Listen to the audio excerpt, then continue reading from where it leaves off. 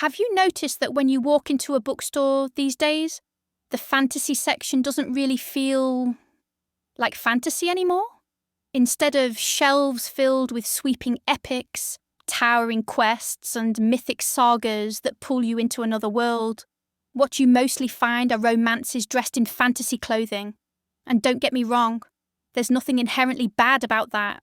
But I can't help asking myself, what happened to classical fantasy? Why has it been pushed aside while romantasy is booming like never before? Today, I want to talk about the decline of classical fantasy in publishing and why we're living in the age of romantasy. So, let's define the terms real quick. Classical fantasy is what most of us grew up thinking of as fantasy proper: Tolkien's Lord of the Rings, Le Guin's Earthsea, even more recent epics like The Wheel of Time or Tad Williams' Memory, Sorrow and Thorn. These stories emphasize world building, myth, and the sense of stepping into a vast otherworld. They're about kingdoms rising and falling, heroes wrestling with fate, gods walking among mortals. Romantasy, on the other hand, is exactly what it sounds like: fantasy blended heavily with romance. Think Sarah J. Maas, Jennifer Armentrout, Rebecca Yarros. The romance isn't just a subplot, it's the main driver of the narrative, with magic and fantasy trappings providing the backdrop. Both are valid, both have their place, but here's the thing. Only one of these is thriving in publishing right now, and it's not the one that built the genre. So why romantasy and why now? First, the obvious: romance sells. Always has, always will. It's one of the highest grossing genres in publishing. Add fantasy on top of that, and you get a powerful hybrid that appeals to both romance readers and fantasy readers. Second, BookTok. TikTok has been a game changer for publishing, and the books that blow up there are almost always romantasy.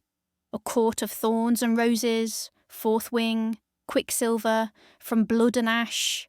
These titles didn't just succeed, they exploded because TikTok loves emotionally charged, easily digestible, character-focused stories.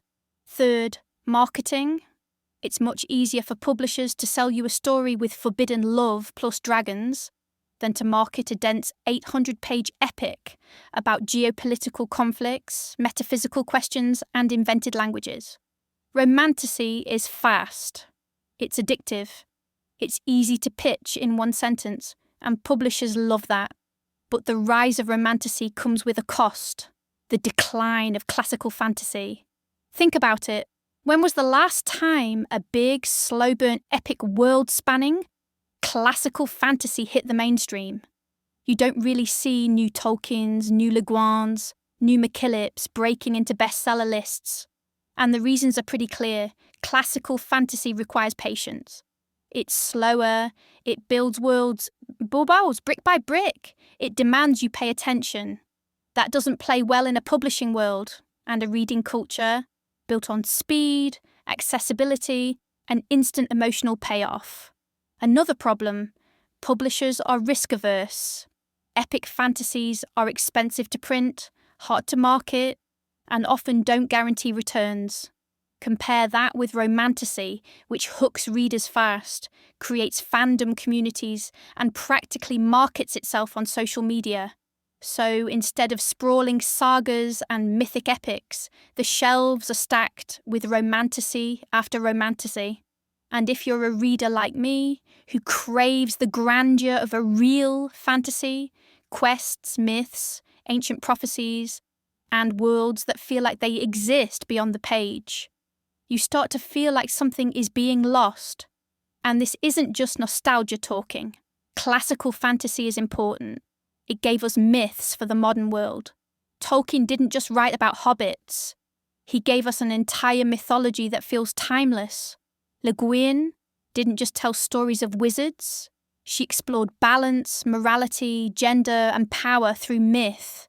Classical fantasy dares to be bigger than the characters. It asks you to step outside yourself, to live inside a world that feels ancient and vast.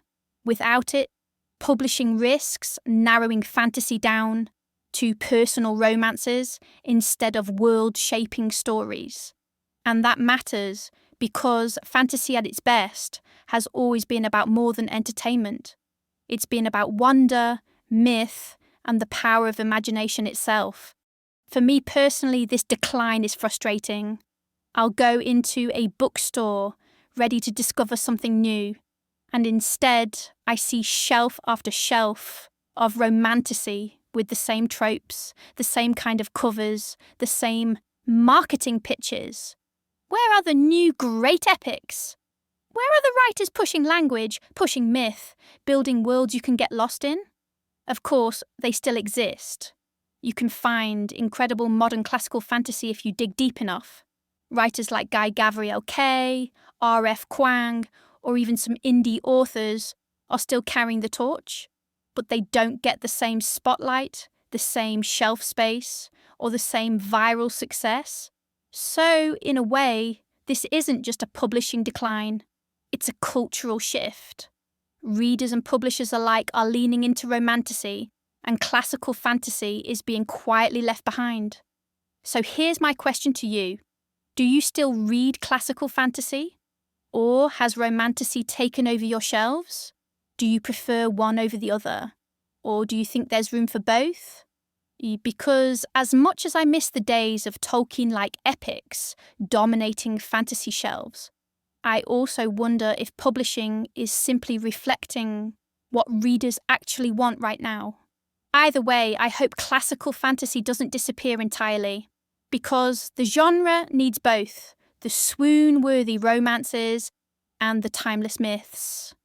But what do you think? If you love this video, give it a thumbs up and don't forget to subscribe to my channel so you don't miss videos like this posted daily.